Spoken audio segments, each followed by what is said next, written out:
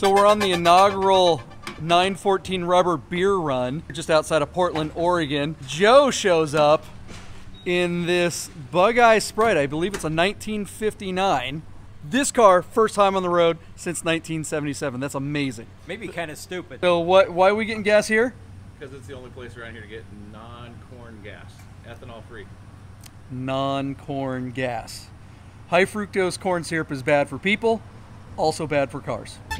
I love driving and BSing about classic Porsches. So how great would it be to take a killer road trip in an old 911 and visit a bunch of my best friends who love the same things? Oh, and while I'm on the trip, I thought I'd make a TV show about it. So let's drive the coolest cars on the best roads with the greatest people in America. I'm John Polnik, and you're coming with me on my Porsche road trip.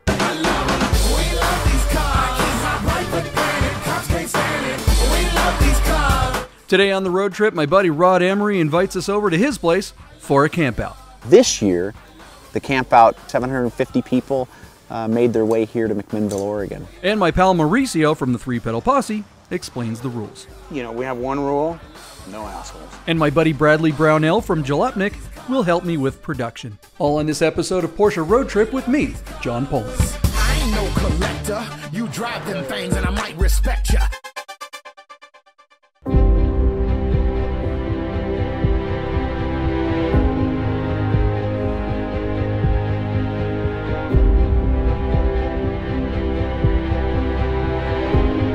When you drive all over this amazing country of ours, one thing you notice is that there are a lot of places you thought you knew, but in fact are much different than the impression you may have had. The eastern side of Washington State, for example, is more like the desert of Palm Springs or Reno. We caught up with my friend Mauricio, the founder of the infamous Three Pedal Posse, a loose association of Porsche enthusiasts from all over the west coast of America. Mauricio's wife Jody started an urban winery in the middle of the Soto district, south of downtown Seattle. But the grapes grow better on this side of the mountain. If you ask me, their winery only exists to give Jody and Mauricio an excuse to drive their Porsches across the mountain passes. You are a true enthusiast. You started a club called the Three Pedal Posse that seems to be kind of blowing up on the West Coast. It's something that the name really resonates with a lot of us car enthusiasts, particularly classic car enthusiasts. Yeah. What is Three Pedal Posse? You know, it's one of those things that over the years we continue to kind of, what is it, right? Try to define that. And for me, the origin of that is, you know, there's so many clubs out there that there's a sense of exclusivity to them. You know, you have to have a certain car, you got to be a certain place, you got to do certain things, and so on and so on. And we really wanted something that was more reflective of how we are. Yeah. We're a little bit more inclusive. We drive our cars, we wrench on our cars, we hang out with people, and quite honestly, the cars are very much in the background. I know that gets said a lot. Yeah. But that's really it. Everybody's like, well, you know, I don't have three pedals. Is that okay? Of course you can come hang out. It's not, you know, it's just a catchy title. You know, we have one rule, no assholes. That's it. You have to have an appreciation for the third pedal. You don't have to actually embrace it, yeah. Right? And I mean, for me, I love it. I mean, because to me, especially with all these old cars that we so dearly love, there's a certain connection that you have when you have to work the mechanics of these vehicles, right? You know, you tend to have a better feeling in your butt, in your hands, in your eyes, everything, when you have to physically control the car, not only just stop and go, but running through the gears, you know, feeling the curbs and all that kind of fun stuff. I look back at the last 10 years since I've been very heavily involved with the car community, and these are some of the best friendships that I've ever made, right? And it's all because of that idea of, this is not just a vehicle for me, it's something that is really allowing me to not just be a member of a community, but actually be an active participant of that community. Yeah. And I think that cars still have that. I think it's only going to get better as we move forward.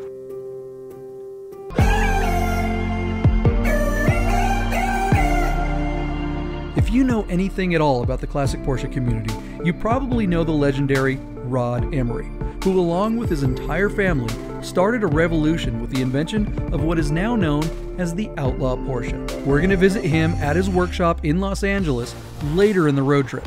But first, we're going to drive out to Rod's farm near the Oregon coast, where he's throwing a little camp out for us.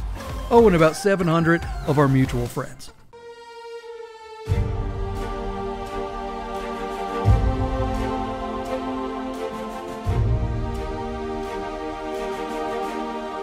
We're on our little farm in McMinnville, Oregon, out in the middle of Oregon wine country. We got this property in the early 90s, and Amy and I, in 1996, really started Emory Motorsports right here on this piece of property, building cars, restoring cars. And this is the home of the Emory Porsche Campout. So for 18 consecutive years, we've invited people from all over the world to come and make their camp here on our property. We did that from 1994 until 2012. Stopped doing it when we moved Emory Motorsports back down to LA, and everybody in the Porsche community was begging us to bring it back, so this is our 5-year reunion. And it's just a way to kind of bring the Porsche community back together and have some fun, and no guarantees we're ever going to do it again, but definitely going to be a great event this year. So there's obviously a lot of people that put this camp out together. There's my family. It takes about 50 of us to prepare the grounds, to get everything ready to go. Everything from my mom and dad, my sisters, their husbands, their kids. You know, yeah, the whole event's just a different feeling.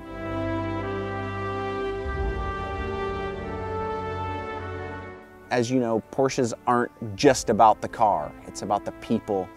And this event in particular is so much different than any other events because it's an event where people can kind of let their hair down and enjoy themselves. And you know, they drive their little Porsches from wherever they're coming from, and then when they get here, they just want to relax, tell stories. It's just it's a really fun environment.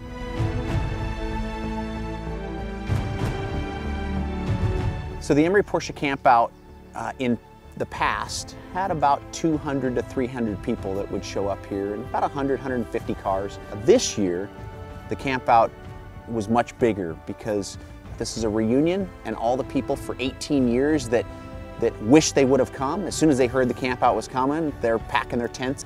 So this year, we had 700, 750 people camping in my backyard. Is a pretty cool deal. The biggest thing that I want them to leave here with is the memories of good friends, good camaraderie amongst other people that enjoy Porsches.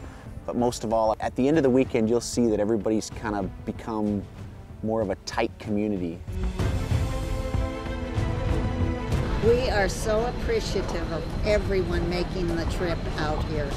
I mean, it has been wonderful. So it's okay if we all just stick around then? Because I kind of like the spot we got over there. We're just moving in. I'm sure that some won't leave when they're supposed to, so you can join them.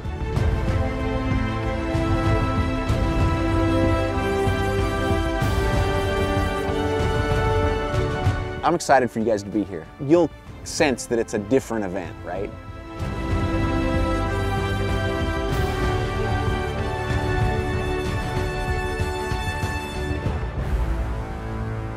Hey guys, I gotta tell you about our friends Godden Porsche of Las Vegas and Godden Classic. If you're looking for a new Porsche or a classic, you gotta call our friend Steve at Godden, this guy. Save yourself the hassle of screwing around with all the auctions like we always talk about, and just talk to Steve. He'll find you the classic Porsche you're looking for. Godden Porsche of Las Vegas.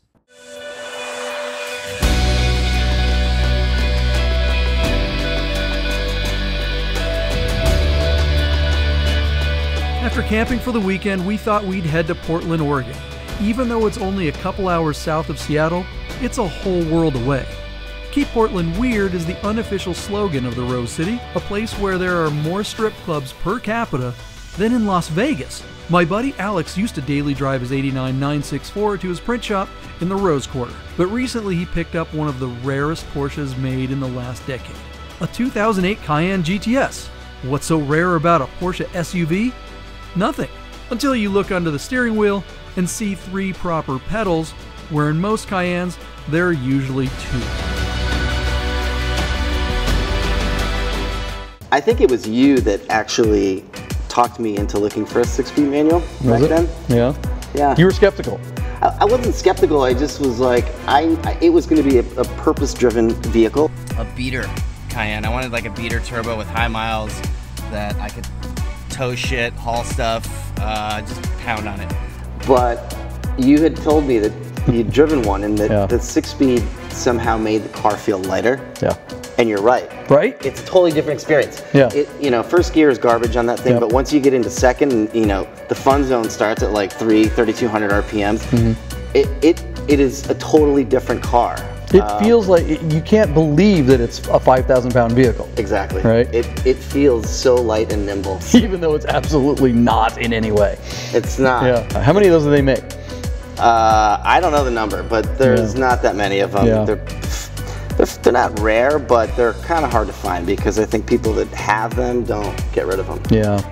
They're primarily, I think, enthusiast owned at this point. Yeah. I think most people that are buying an $80,000, $90,000, $100,000 SUV probably don't want to be troubled with rolling through years. Even the base model was $50,000. Right. And so if you're going, all right, the difference between a manual one and an automatic one is $2,000 or $3,000, is that really going to make you go, oh, well, I'll take it since it's a manual? I mean, you either want a manual or you don't. If you're buying a $50,000 SUV, you're not trying to save money. How hard is it to locate a manual version? Because it seems like all the dealerships put manual when it's actually PDK or Tiptronic. Yeah, it's annoying as hell, actually. Yeah. First of all, they're confused by that I'm even asking. Wow, this stuff's got an automatic in it. What do you mean manual? Yeah. That's a Cayenne. Yeah, right. A Cayenne doesn't come with a manual. Did you ever get the sales guy that's like, oh yeah, it's a manual.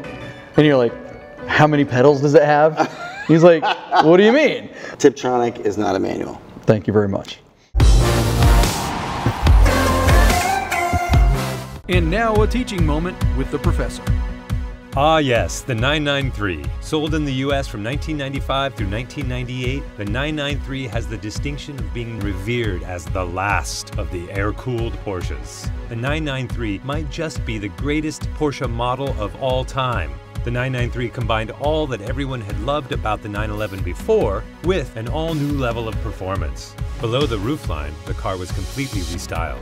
Yet the iconic dashboard remains. It is also the last Porsche model to employ clutch and brake pedals that ascend from the floor rather than suspend from above. Much improved over its predecessor, the 964. The 993, with its 3.6-liter single overhead cam, flat-six motor, was the fastest, best handling, most comfortable, and arguably best-looking 911 of all time. Some consider the Porsche 993 to be the high mark of human achievement. Professor approved.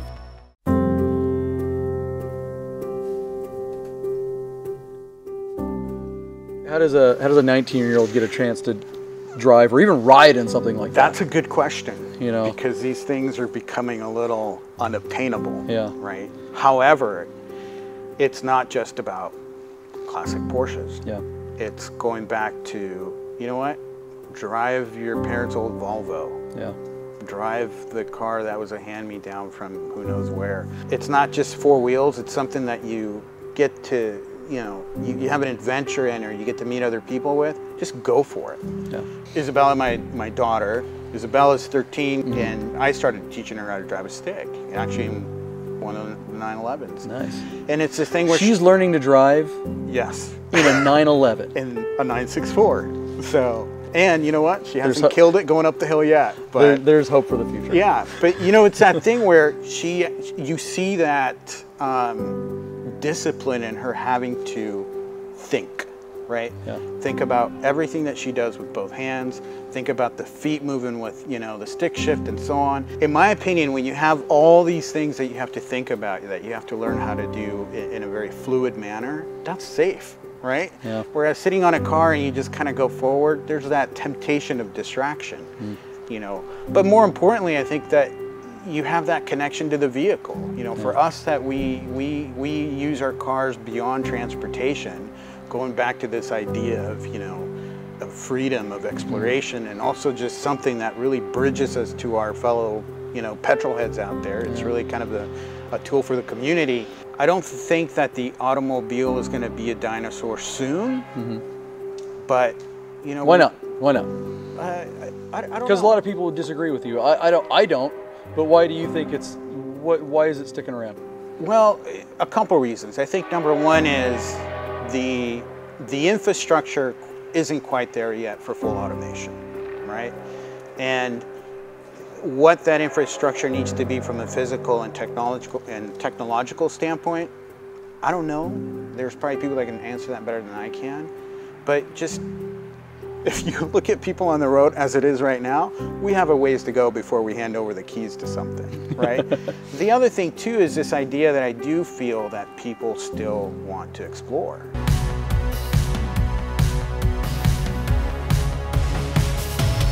Bradley Brownell, the only automotive journalist I know that will on occasion return my phone calls, has convinced me to take a 500-mile detour so we can visit him in Reno on our way to the Bay Area. He took some time away from his desk at Jalopnik and Flat Sixes to show off his infamous car, Mellow Yellow.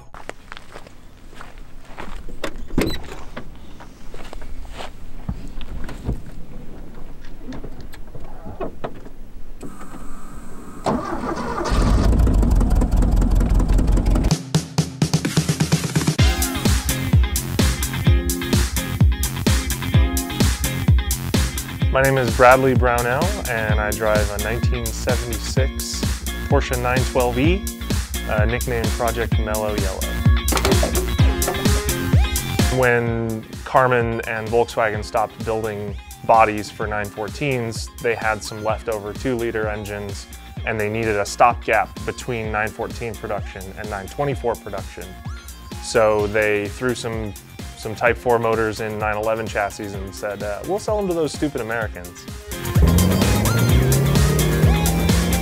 You know, when people hear Porsche, they think that it's a fast car or it's a really sporty car. And I like to explain this car as a Vanagon that was left in the dryer too long and it shrunk around the engine.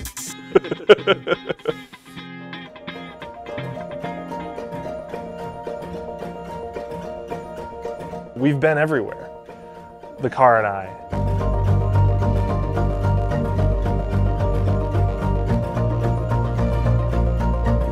My little sister was graduating from college in Atlanta, and I thought to myself, you know, I could hop on a plane and then fly back home and it would be a 2-day trip.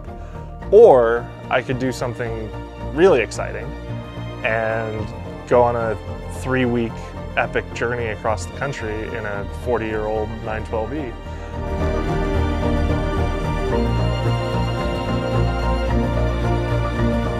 The first couple of days were a little nerve-wracking because I was sure that I would have catastrophic engine failure. Just, you know, you're leaving for the first 1,000 miles of a 7,000-mile road trip and it's like, I might die here. You know, this might be the end of my car and me. Yeah, that was the one thing about the trip was in May, I saw probably 107 going across New Mexico, and I saw about 22 in northern Colorado. When you're driving an old car across the country, hot days are hot and cold days are cold, so pack accordingly. To prepare for this road trip, the only thing that I did was I changed the oil and I changed the transmission fluid. I still haven't done anything to it since I got back. I just keep driving it. And that was 5,000 miles ago. I've been to Oregon and back since then. I've been, you know, all over. There's a pretty significant exhaust leak that probably needs to be dealt with at some point, but, you know.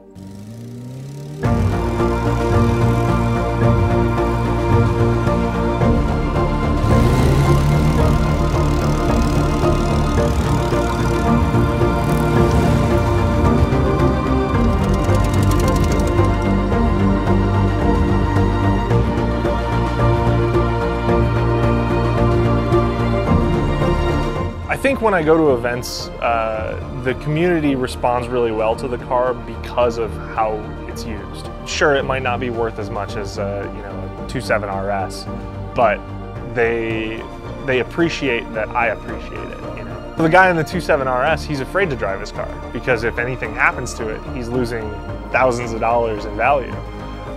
Whereas, you know, what could I possibly lose?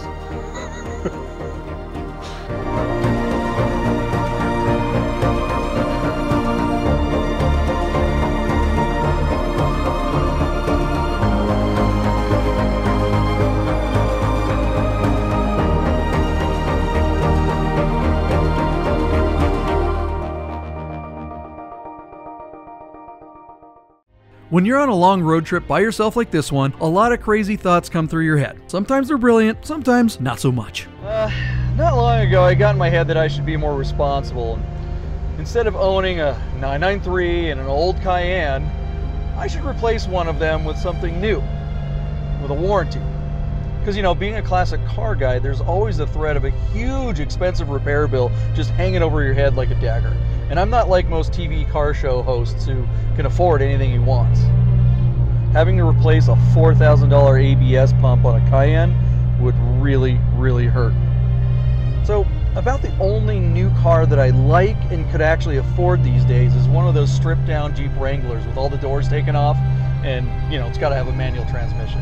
Okay, you know what, and that reminds me, why is it that Jeep and Mercedes with their G-Wagons are the only two manufacturers that are still making boxy utilitarian SUVs? I mean, just look at the resale value of the old G-Wagons, Land Rover Defenders, and of course, Wranglers. It's just absolutely insane how much they're going for in the used market. And you know what, Volkswagen, I'm looking at you.